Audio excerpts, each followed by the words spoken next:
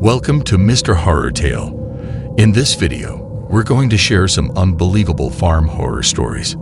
From terrifying animals to mysterious phenomena, these tales will give you a look at rural nightmares from a different angle. To ensure you don't miss out on other horror contents, remember to subscribe to the channel and activate the notification bell.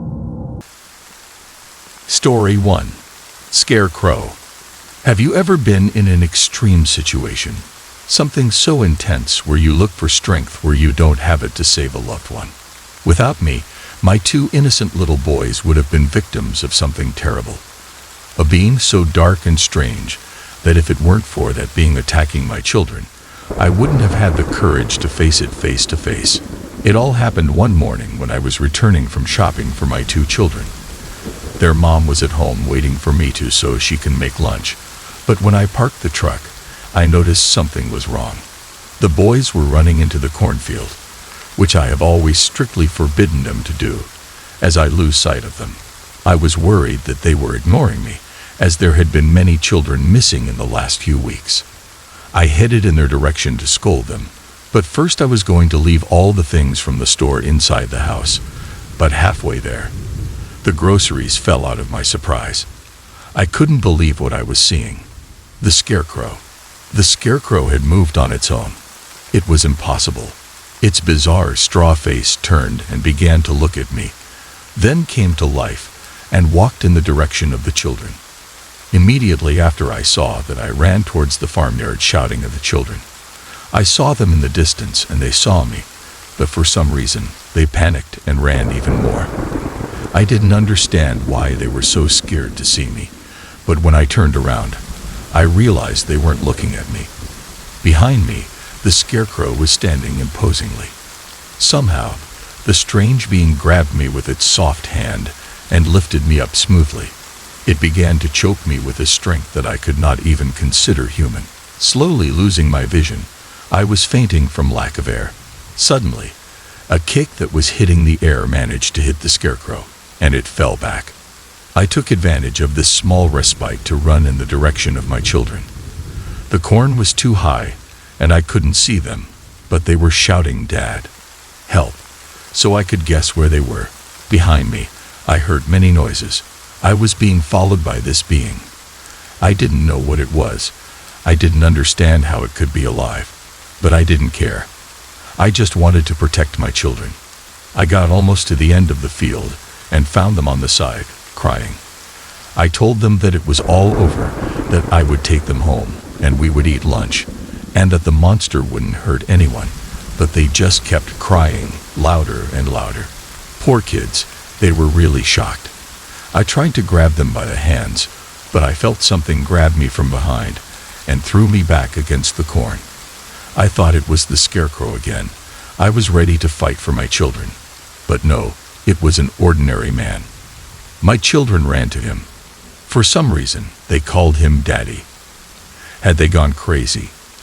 The man stood guard, waiting to attack me if I went first, but soon after, he was joined by many other men I recognized from the neighborhood. They all grabbed me and started holding me. Did they think I was the one attacking the children? My own children. The men kicked me to the ground and held me against the fence. I don't know why these people that I had grown up with, my own neighbors that I have known all my life, were doing something like this to me, but I didn't care. I was not going to let these people kidnap my children. In a moment of energy, I managed to free myself from the men who were pressing me against the fence, and I jumped towards the children with a huge leap. In any case, I was going to hug them and take them as far away as possible, no matter how far I had to run to get them out of danger.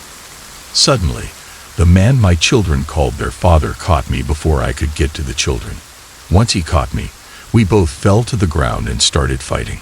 Everyone was trying to separate us, but at the same time, they were trying to hit me. Little by little, I began to lose strength and the will to fight. I couldn't resist anymore. I had failed my children. I began to lose consciousness as I saw how behind all these people, the Scarecrow was standing, staring at me with a huge smile. Soon after, The police arrived and took me into custody. I told them everything that had happened, and for some reason, they didn't believe me. To make it worse, they went to my other house and found a room with my 10 other children. I told them they were my children, like the ones I had saved that day, but they didn't believe me. They took me to court and concluded that I have to go to a center for crazy people to recover. The doctors told me that I have a problem in my head called schizophrenia. I was told that I see and hear things that aren't really there, like the Scarecrow. They also told me that I tend to take someone else's children and take them with me, and that with time I will get better. How dare they tell me that my life is a lie, that I don't really have a wife or children, and that everything happens inside my head. I always tell them yes and pretend they are right. Only I know the truth, and the truth is that I am a hero. The world is not ready to know that there are things beyond their knowledge. I just hope that scary Scarecrow doesn't attack again. As soon as I'm free, I'm gonna keep being a hero. I'm gonna save as many children as I can. Story 2. The Barking. Hey, my name is Alan. I'm just an ordinary farmer with an ordinary life. I know some people may think my life is boring, but even with a life as ordinary and boring as mine, I have a story to tell you. A story that you might think could happen to 1 in a million people, until you turn on the TV and you see that the reality is different, but I'll tell you about that later. First of all, I have to tell you about my personal experience. It all happened when I was young. I was only 13 years old. I was too old to be so curious. I still had the excessive idealism of a little boy, but I was too old to get into trouble. I lived all my life on a farm, where you could count the neighbors on one hand. That day, I had left my farm to go to the nearest neighbor's house, which was only a few blocks away. To be honest, I was never a troublemaker, and I wasn't really planning on breaking into the neighbor's house. But as I walked by, I heard a dog crying. Did the neighbors have a dog? I slipped into my neighbor's house through the window from their farm and walked slowly into the basement, where the sounds of the dog came. I didn't want to scare it, so I knew I had to proceed carefully. I approached the door and tried to open it as slowly and quietly as possible, but it was locked. I started looking for the key everywhere, and at the same time, I took the opportunity to see the house for the first time. It was a normal house. Nothing in it was striking. The neighbors were always nice to me. They were 2 old people who had lived all their lives on the farm and never had children. All the pictures they had were of them surrounded by crops or farm machinery. They didn't seem like the kind of people who would hide a dog in a basement while it was injured. While I was looking at the pictures, I noticed that behind one of them there was a small key hidden. This was the key to the basement. With a big smile, I almost ran to the place, and as I put the key in, it fit perfectly. With anticipation, I opened the door and took the first steps into the basement. Finally, I was inside. The basement looked very dark, and the stairs down were very dangerous. I didn't hear the dog, but I did hear a 4-legged animal walking curiously, not knowing who was entering the basement. I took my first steps on the stairs. I couldn't see the bottom of the basement. It was too dark, and the light switch was at the bottom of the stairs. I continued advancing carefully so as not to break those old wooden stairs. I was considering that maybe this was not the best idea, but I was already too involved to stop moving forward. I had to at least see the dog. It was a bad idea to be afraid of him at that height. As my father used to tell me, the one who is more afraid than me is the dog. Once I got down, I happily turned on the lights without knowing what I was about to find. That one there, that wasn't a dog. It was a human. That poor man was chained up. He had a collar and was standing on all 4s, looking at me curiously. Very carefully, I tried to get closer. I asked him if he was okay. I asked him what he was doing there, and his answer caught me off guard. Suddenly, the man jumped on top of me to attack me. This person was totally crazy. He really thought he was a dog.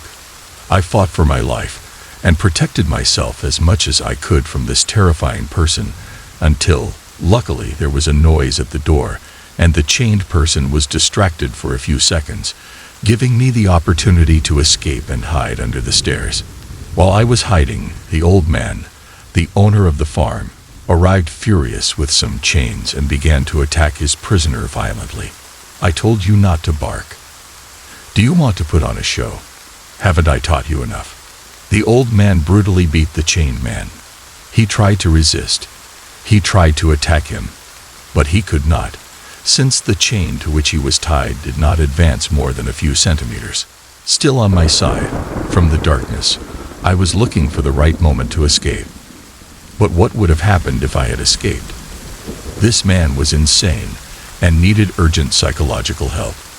As if that wasn't enough, I could see his body, all beaten up and scrawny. How long and what kind of torture do you have to go through to be convinced that you are a dog? Crying and driven by my own instinct, I decided to take action and ran the old man with all my strength. Once he fell to the ground, he looked at me in surprise, recognizing me. Before I could say a word, it was all over for him. The kidnapped man lunged at him and began to bite him brutally to death. As I was leaving the house, I could hear the screams and prayers of the old man. Suddenly, I heard nothing. I told my parents and the police everything. At first, I didn't understand what happened, but a few years later, I knew all the details. The old woman had stayed in the store and had not returned home with her husband. She and her husband were wanted by the police for years for kidnapping and murdering people, so she was condemned for the rest of her life to be imprisoned. It turns out that these old people were not on the farm all their lives as they claimed, but came in search of a quiet place where they could not be sought after for the horrible crimes they committed. That man they had in the basement was the only memory they had of their wanderings as kidnappers.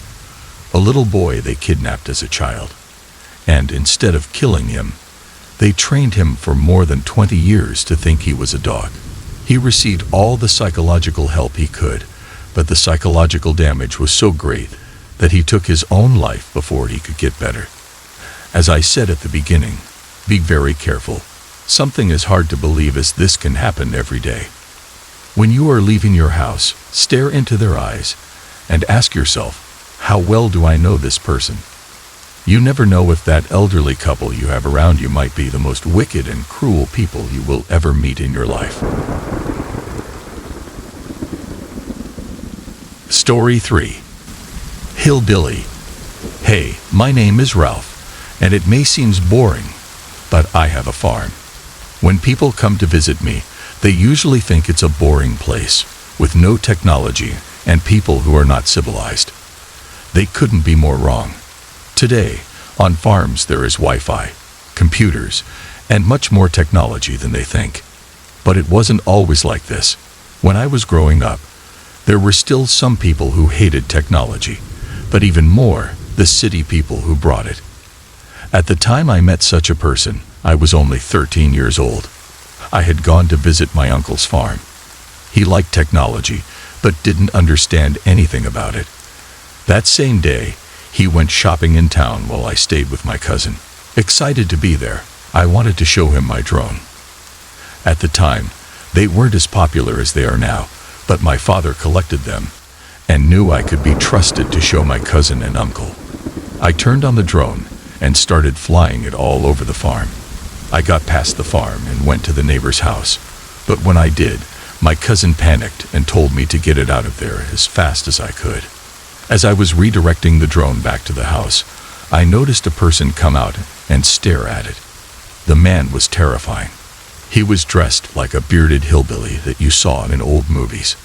The man was gigantic and his eyes denoted terrible anger. Why was the man so angry? My cousin told me to hurry, to get the drone now, that I had to get out of there as fast as possible, so I did. I drove the drone to the house, but when I realized, the man was behind us, chasing the drone. As soon as I entered the house through the upstairs window, the man was in front of the door, kicking it open. My first one was terrified. She told me that this was Bob, and that my uncle tells her that she should never go near his property. We hid in the closet, while the man screamed at the top of his lungs in the house, breaking everything in sight. Without wasting much time, the man came up the stairs and started looking for us. With great force, he lifted the bed to look for us and threw it against the wall with terrifying ease. Meanwhile, I had to hold my cousin so she wouldn't cry, but that wasn't enough. The man heard us and opened the closet door, violently pulling us out of the closet and lifting us up with one hand. When he saw my cousin, he gave her an angry look and threw her to the side. I was the one he was interested in. The man began to insult me in the most violent and threatening way possible. He told me that he hated city people like me, people who thought we could invade his property without the slightest interest in him, people who would destroy the peace of the farm by bringing in noise and technology. He told me that he didn't care that I was a child, since when I grew up I would surely be the same. My only response was to cry and cry. I was helpless before this monster, who seemed to get angrier and angrier with each passing second. The man began to grab me, and in an act of bravery, I bit his hand. I thought he was going to release me from the pain, but I only made him angrier, and his response was terrible. Grabbing me by the neck, he took me to the drone and stomped on it until it broke. Once he was done with it, he threw me out the window. I remember the fall lasted only 2 seconds, but it felt like it had been going on for hours. When I fell, I didn't feel anything, or at least I don't remember it. I woke up a few days later in the city hospital. I found out that I almost didn't survive, and that if my uncle hadn't arrived on time that day, I wouldn't have made it. As the man came downstairs and was ready to finish his work, my uncle was injured in the fight with him. But at least it was not in vain, as shortly thereafter the police arrested him and locked him up for attempted murder.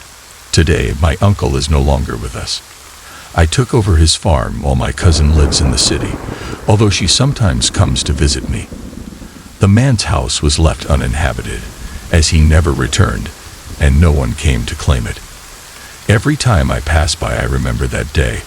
I remember how the man stormed out of the house and just turned his head away. There are memories that are not worth reliving. Thanks for watching. If you like the stories, remember to subscribe and activate the notification bell so you don't miss any other true disturbing stories. See you next video.